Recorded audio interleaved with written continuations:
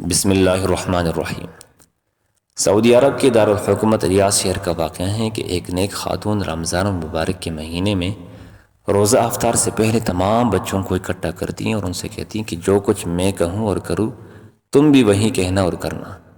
پھر وہ دعا کے لیے ہاتھ اٹھاتی ہیں اور کہتی ہیں یا الہی ہمیں اپنا گھر عطا کر جس کے آگے ایک نہر ہو۔ تمام بچے بھی ہاتھ اٹھاتے ہیں اور کہتے ہیں یا الہی ہمیں اپنا گھر عطا کر جس کے آگے ایک نہر ہو۔ اس خاتون کا شوہر ہنستا ہے اور کہتا ہے اپنی گھر کی بات تو سمجھ آتی ہے، لیکن یہ گھر کے آگے نہر ہونے کا کیا مطلب؟ جب اس صحرائی علاقے میں نہر کہاں سے آئے گی؟ بیوی اسے جواباً کہتی ہیں کہ آپ کو اس سے کیا غرض، یہ ہمارا اور اللہ تعالیٰ کا معاملہ ہے، آپ بیچ میں مت آئیے۔ وہ رب تو کہتا ہے مجھ سے مانگو میں عطا کروں گا، ہم تو جو جی میں آئے گا مانگیں گے اور بار بار مانگیں گے۔ غرض وہ اسی طرح بچوں کو اکٹھا کرتی اور خود بھی دعا کرتی اور بچوں سے بھی دعا کرواتی۔ رمضان المبارک بیت گیا۔ ایک دن اس کے شوہر نے کہا کہ اب بتاؤ کہاں ہے تمہارا اپنا گھر اور کہاں ہے وہ نہر؟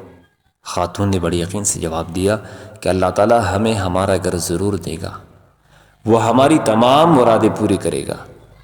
اس سے اگلا واقعہ وہ خود بیان کرتی ہیں اور کہتی ہیں کہ میں شوال کے 6 روزے رکھ کر فارغ ہوئی تو ایک روز بڑا عجیب واقعہ پیش آیا۔ میرے شوہر عصر کی نماز پڑھ کر مسجد سے نکل رہے تھے کہ ریاض کے ایک امیر آدمی نے ان کا راستہ روکا۔ میرے شوہر انہیں جانتے تک نہ تھے۔ اس آدمی نے انہیں سلام کیا اور کہا کہ میرے پاس ایک گھر ہے، آدھے گھر میں تو اپنے والد کے ساتھ رہتا ہوں، مگر گھر کا دوسرا نصف حصہ خالی پڑا ہے۔ اللہ تعالیٰ نے مجھے اور میری اولاد کو اپنے فضل و کرم سے بہت نوازا ہے، ہمیں اس آدھے گھر کی ضرورت نہیں۔ آج اس ارادے سے گھر سے نکلا تھا کہ نماز عصر کے بعد مسجد سے نکلنے والے پہلے آدمی کو میں وہ آدھا گھر ہدیۃً دوں گا۔ اور یوں آپ سے ملاقات ہوئی تو گزارش ہے کہ میرا آدھا گھر قبول فرما لیں۔ پلا لیتے ہوئے تو ہمیں تردد ہوا۔ وہ صاحب کہنے لگے اگر آپ کی تسلی قیمت دیے بغیر نہیں ہوتی تو جتنی رقم آپ آسانی سے دے سکتے ہیں تو دے دیجیے۔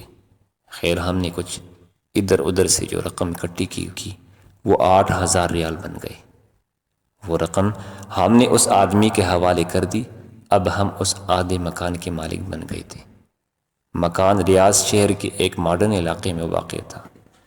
سچ ہے کہ جو انسان سچے دل سے اللہ تعالیٰ کو پکارتا ہے اللہ تعالیٰ بھی اس کی پکار ضرور سنتا ہے، لیکن ایک بات نے مجھے بہت پریشان کر رکھا تھا۔ میں نے اللہ تعالیٰ سے جو گھر مانگا تھا اس کے آگے نہر ہونی تھی، مکان تو مل گئی پر اس کے آگے نہر نہیں تھی۔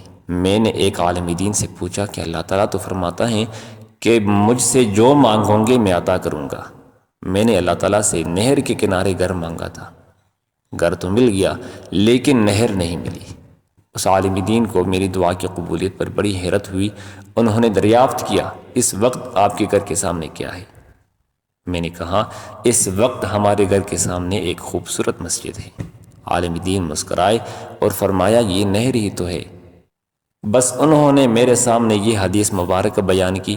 حدیث میں نبی کریم صلی اللہ علیہ وسلم نے ایک صحابی سے فرمایا کہ آدمی کا گھر نہر کے کنارے ہو اور وہ اس نہر میں روزانہ 5 مرتبہ غسل کرے تو کیا اس کے بدن پر میل کچیل رہے گا؟ صحابی نے فرمایا کہ نہیں یا رسول اللہ، اس کے بدن پر میل کچیل باقی نہیں رہے گا۔ فرمایا یہی حال 5 نمازوں کا ہے، ان کے ذریعے اللہ تعالیٰ گناہوں کو مٹا ڈالتا ہے۔ میری آنکھوں سے خوشی اور تشکر کے آنسو روا تھے، بے شک میرے رب نے نہر کے سامنے گھر عطا کر دیا تھا۔ سبحان اللہ و بحمدہ، سبحان اللہ العظیم۔